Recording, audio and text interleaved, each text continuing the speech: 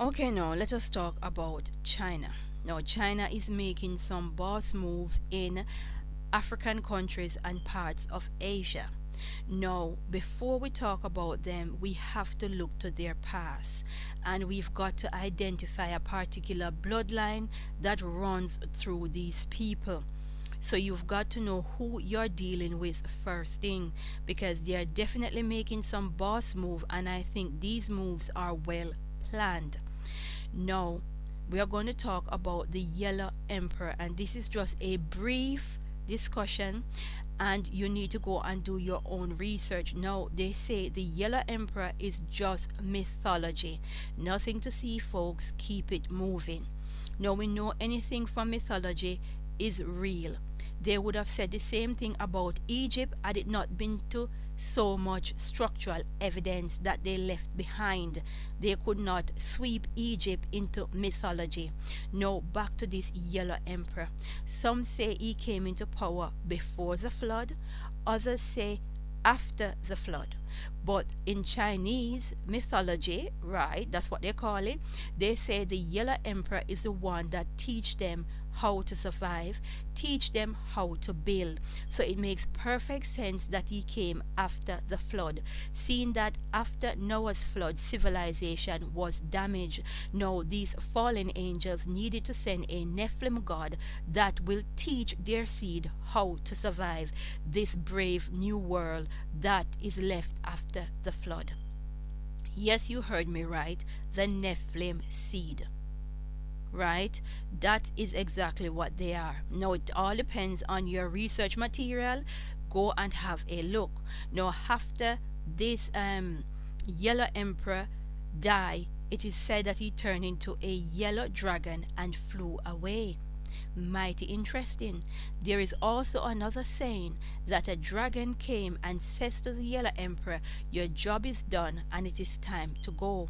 I personally believe the second one, where the dragon came and tell the Yellow Emperor it's time to go. Right? Now let's keep this thing moving. As I says, do your own research and understand what is happening. That this is a spiritual warfare, and that there is a seed, there is a fallen seed, and I've identified one of them, which is China. No, as I says, they will say to you, folks, it's just mythology, nothing to see. But I really, really believe this story. Now, let's get into Sri Lanka. Now, Sri Lanka have lost their port, and this is a strategical move by China and the Sri Lankan government, and that's my belief. Now, in 2007, Beijing provided both military and diplomatic support to crush the Tamil Tigers. Who are the Tamil Tigers? They are described as a terrorist group. You can go and look much more into them. Also, the Tamil Tiger is opposition to the Sri Lankan government. So whatever decisions they will be making in the future, the Tamil Tiger will probably disagree and launch a attack. So they've got to get rid of them. Now, in 2009, the Sri Lankan government announces that it has put an end to a 25-year war. Now the road is completely clear. No more opposition. Sri Lanka is free. Now, Sri Lanka is borrowing money from China. It soon default on this loan, and China takes over their port. Right? People, you need to understand what is going on. Do not walk around aimlessly and blind in this world. Do not be a sheep or a zombie, because time is not our friend. Right? This is the seed of the fallen, one of the seed of the fallen, and they are making strategical move, and they are putting themselves in place for what will come. Now, if you live in the Caribbean, you need to be concerned. Now, look what is happening in Africa. Now, Kenya is looking to default on their loan, and China is preparing to take over yet another port, another infrastructure, right? An important infrastructure in this country.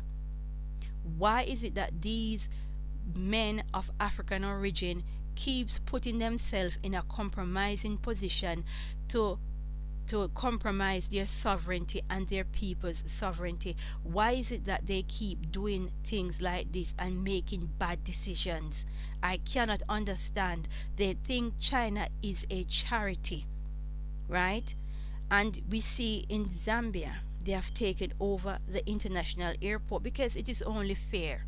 If you cannot pay the person their money, then they have to seize properties. Now, it is a very clever way in order to position yourself as the New World Order government, but many won't see it coming until it's too late, right? So, people, do your research and understand that this is no joke, right? Now, they even feel confident that they wanted a police office in Zambia, right? So after outcry, right, I heard that they were removed.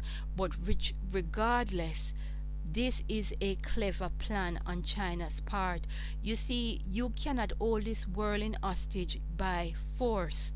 They've already tried that in World War II, and they have learned their lessons well, because that is what World War II was, a dress rehearsal, and they have learned. So now they are using economic power, right, in order to strip the world of their sovereignty and take over. And that is why Yeshua, that is why there's going to be an Armageddon, because the seed of Jacob, black people, we are going back into slavery because we never learn. Our men keep making these decisions that put us in a compromising position and surrender our sovereignty. And people keep holding on to Christianity and they keep holding on to Jesus. So we will forever at the end of the stick. Now, as I said before, do your research and start to pray, because I tell you, things are gonna get really ugly. Glory be to the Most